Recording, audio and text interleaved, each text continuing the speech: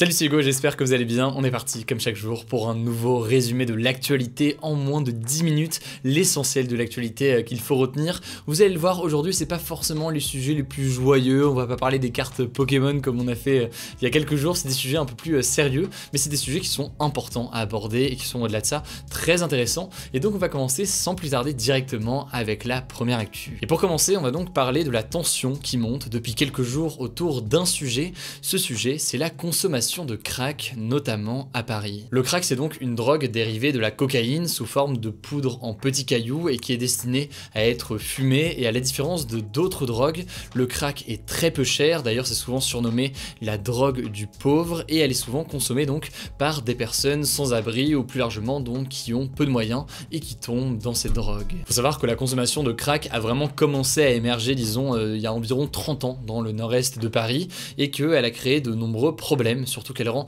extrêmement accro les personnes qui en consomment. Par exemple, les personnes qui consomment du crack ont tendance à être très bruyantes la nuit, à être parfois très violents, donc ça crée une forme d'insécurité, et ils ont tendance aussi à laisser beaucoup de déchets sur leur passage, et tout ça a tendance à peser de plus en plus sur les habitants de ces quartiers. Donc là on parle de Paris, mais évidemment c'est une situation qu'on peut retrouver dans d'autres grandes villes en France. Alors si je vous en parle aujourd'hui, c'est parce que ce week-end, des habitants du quartier de Stalingrad, dans le nord de Paris, auraient apparemment tiré des mortiers d'artifice, donc des sortes de pétards pour faire vraiment très simple, en direction de consommateurs de crack pour en quelque sorte les chasser. Le débat autour de la sécurité dans le quartier a donc été relancé et une opération de police a eu lieu hier.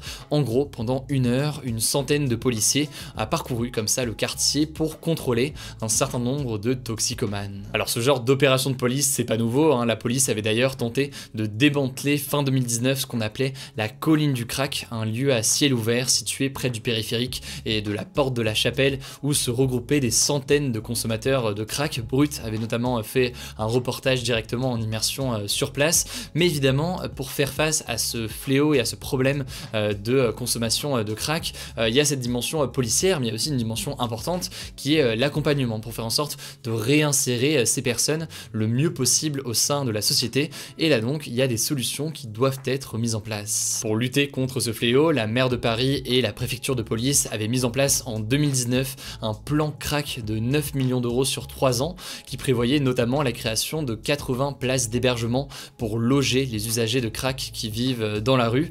Le truc c'est que selon François Dagneau, qui est le maire du 19e arrondissement de Paris, eh bien ce plan est aujourd'hui dépassé vu le nombre de consommateurs à Paris.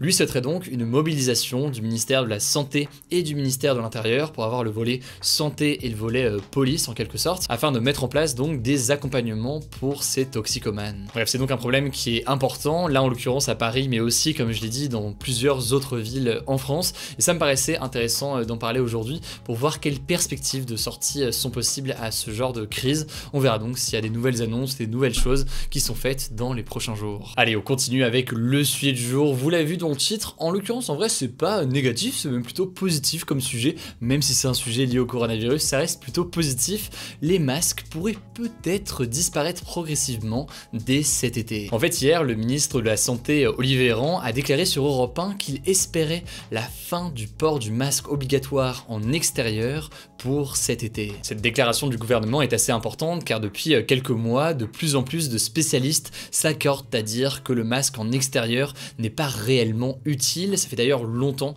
qu'on en parle de notre côté sur la chaîne. On avait parlé dès l'été dernier, dès l'été 2020, quand cette mesure avait commencé à être mise en place. Et en fait, donc, d'après plusieurs études, l'immense majorité des contaminations aujourd'hui se font à l'intérieur, dans des lieux clos. En gros, en intérieur, les particules du virus se répandent dans toute la pièce et s'accumulent, alors qu'en extérieur, ces particules sont dispersées et diluées dans de grands espaces. Donc logiquement, c'est plus difficile d'être contaminé.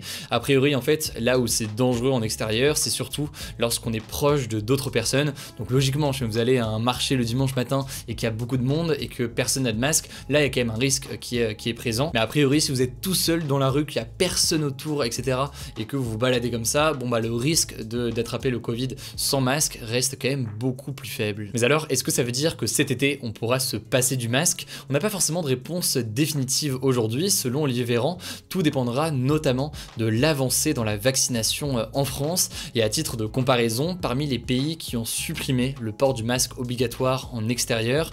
Il y a notamment les États-Unis et Israël qui sont bien plus avancés que nous dans la vaccination, puisque ces pays ont déjà en gros plus d'un adulte sur deux qui est vacciné. En fait, selon Didier Lepelletier, qui est membre du Haut Conseil de la santé publique, il faudrait attendre que 60% des adultes soient vaccinés en France pour pouvoir abandonner le masque en extérieur. Là, on est à 25% aujourd'hui, donc on n'est pas si proche que ça, mais ça peut continuer à progresser dans les jours qui viennent. Et enfin, autre chiffre, autre indicateur qu'on peut noter, il vient de l'Institut Pasteur. Pour avoir une fin totale des gestes barrières, donc du masque en extérieur et en intérieur, et bien l'Institut Pasteur table sur une vaccination de 90% de la population adulte. Alors si on continue et on suit le rythme de vaccination actuel, c'est jouable dès cette année d'avoir 90% de personnes vaccinées, mais il y a quand même deux questions notamment qui sont importantes. Il y a d'abord la question des variants, est-ce que certains variants vont être davantage résistants au vaccin, etc.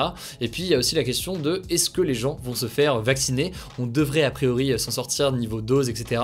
pour vacciner tout le monde cette année, mais il faudrait voir après si jamais toute la population française va vouloir se faire vacciner. Bref, ça risque d'être compliqué à atteindre, mais il y a peut-être aussi des alternatives à mettre fin au masque en extérieur dans certains lieux comme dans les parcs. C'est ce qui a été mis en place notamment dans les Alpes-Maritimes il y a quelques jours.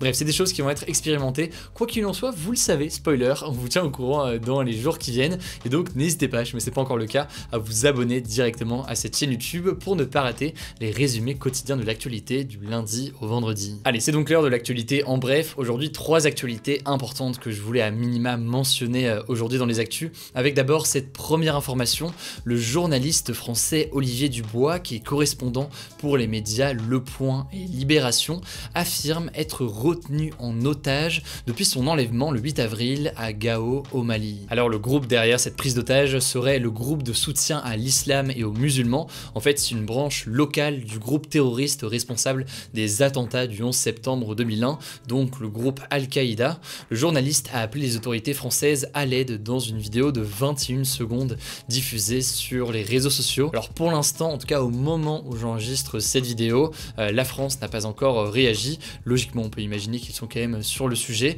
mais il s'agirait en fait aujourd'hui du coup du seul otage français dans le monde actuellement. Deuxième actu qui n'a absolument rien à voir, mais la loi climat qui était présentée comme un texte phare des 5 années d'Emmanuel Macron à l'Elysée a été adoptée hier à l'Assemblée nationale. Alors le texte est plus ou moins inspiré des travaux de la Convention citoyenne pour le climat qui avait réuni en 2019 une centaine de citoyens avec pour mission de réfléchir à comment réduire notamment la pollution en France. La loi comprend donc plusieurs mesures de cette convention comme la suppression de certains trajets en avion en France si jamais c'est possible de faire ce même trajet en moins de 2h30 en train. Donc ça c'est des choses qui ont été actées en quelque sorte. Cependant, et c'est important de le souligner, il est jugé comme insuffisant par un certain nombre de mouvements écologistes, notamment des ONG comme Greenpeace qui dénoncent un projet de loi pour faire semblant d'agir.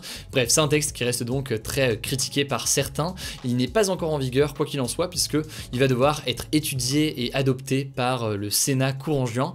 Donc voilà, affaire à suivre là aussi dans les jours qui viennent. Enfin, dernière actualité, encore une fois, rien à voir, mais Emmanuel Macron a commémoré aujourd'hui les 200 ans de la mort de l'ex-empereur Napoléon Bonaparte. Cette commémoration a été saluée par certains, mais elle a été aussi critiquée par d'autres, car Napoléon reste un personnage controversé.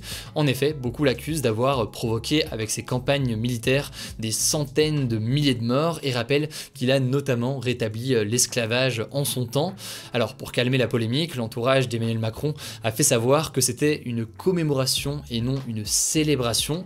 En gros, d'après lui, ne pas commémorer Napoléon Bonaparte reviendrait à effacer ce qu'il a construit de la France qui existe aujourd'hui. Bref, c'est un débat qui agite beaucoup la classe politique aujourd'hui, ça me paraissait essentiel de le mentionner au moins rapidement aujourd'hui. Et d'ailleurs, c'est plus largement le genre de sujet où là j'ai hésité typiquement à en faire un sujet à part entière. Donc n'hésitez pas à me dire dans les commentaires si jamais c'est le genre de sujet qui vous intéresse. Comme ça permet aussi de moi savoir quel sujet peut vous intéresser et quel sujet est-ce qu'on peut développer dans ce format des actus du jour. Donc voilà, vraiment n'hésitez pas à me le dire directement dans les commentaires. Alors où est-ce que j'étais aujourd'hui? Eh bien j'étais à Naples en Italie et aujourd'hui grosse anecdote puisque je vais vous dire d'où vient le nom de la célèbre pizza Margherita. Eh bien en fait le nom est apparu à la fin du 19e siècle. Le nom de cette pizza en fait c'est un hommage hommage à la reine d'Italie, Marguerite de Savoie. En gros, elle visitait Naples avec son mari, elles étaient arrêtées dans une sorte de restaurant pour manger.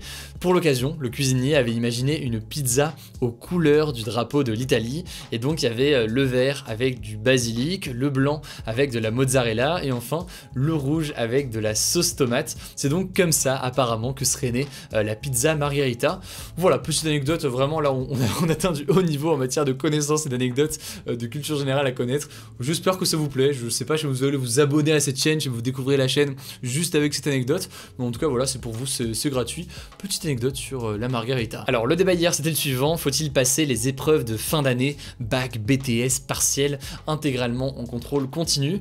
Vous le voyez actuellement avec les résultats, vous semblez plutôt favorable à l'idée de passer quand même en contrôle continu, et on a pu le voir aussi dans les commentaires, mais je mets c'est des choses qui font encore débat. Quant au débat du jour, eh bien c'est le suivant, il était prévisible, Emmanuel Macron a-t-il raison d'organiser cette commémoration à l'occasion du bicentenaire de la mort de Napoléon Bonaparte? Pour participer comme chaque jour, c'est très simple, vous le savez, ça se passe directement grâce à l'onglet communauté. Voilà, écoutez, c'est tout pour ce nouveau résumé de l'actualité en moins de 10 minutes. Pensez donc à vous abonner pour ne pas louper les vidéos suivantes et pour nous soutenir.